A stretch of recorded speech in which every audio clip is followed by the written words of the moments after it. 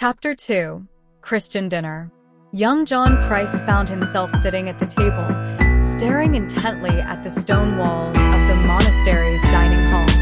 Around him, his fellow priests were already indulging in the evening meal of succulent pork, accompanied by rich red church wine and a side of boiled potatoes. The room buzzed with conversation, centering on the imminent siege of Constantinople by the Turks and the religious duties they held toward the European peasantries and the king's other subjects.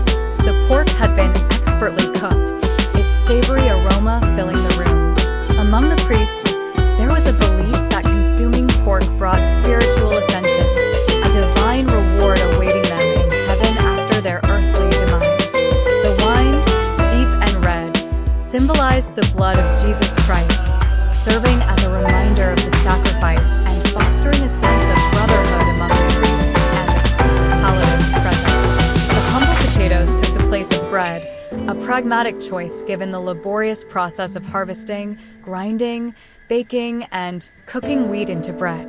The priest paladins, warriors of faith, played a crucial role in the church's efforts to defend Christendom. They were protectors of the faith, tasked with safeguarding the church and its followers from external threats, both physical and spiritual. These men were not just fighters, but also spiritual guides, embodying the church's strength and piety. John Krise, young and contemplative, sat apart from the lively discussions. He observed his brethren with a mixture of curiosity and introspection. Why did he find himself merely an observer? Perhaps it was the weight of his inexperience, the daunting realization of the responsibilities that lay ahead.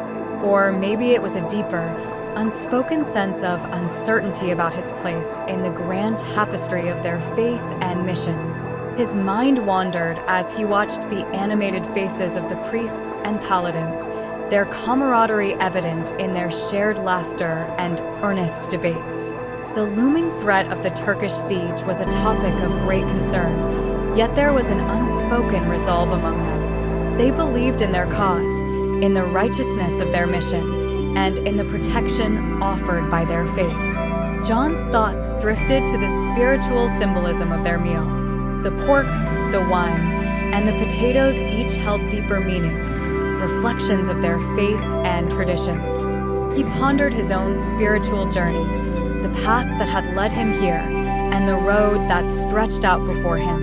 In the presence of such seasoned and resolute men, he felt a mix of admiration and trepidation. As the evening wore on, the conversations grew more intense, the sense of brotherhood and shared purpose stronger. John knew that he was part of something greater, a community bound by faith and duty.